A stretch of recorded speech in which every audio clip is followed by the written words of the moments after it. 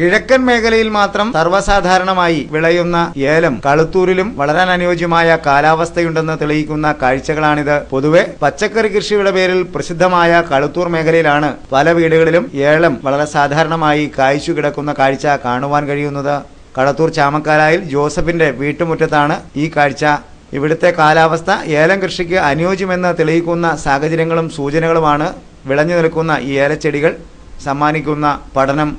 ഏലത്തിന്റെ ചുവട് വളരെ കൃത്യമായി ഭംഗിയായി സൂക്ഷിക്കുകയും ഉണങ്ങിയ കൈകൾ പൂർണ്ണമായും മുറിച്ചു മാറ്റുകയും ചെയ്ത് ആരോഗ്യകരമായ ചുറ്റുപാട് സൂക്ഷിക്കേണ്ടത് ആവശ്യമാണെന്നാണ് കർഷകർ പറയുന്നത്. കിഴക്കൻ മേഖലയിൽ ഏലകൃഷി വളരെ സാധാരണമായതിനാൽ അതിൻ്റെ പരിചരണവും സാധാരണ എല്ലാവർക്കും പരിചയമുള്ളതാണ്.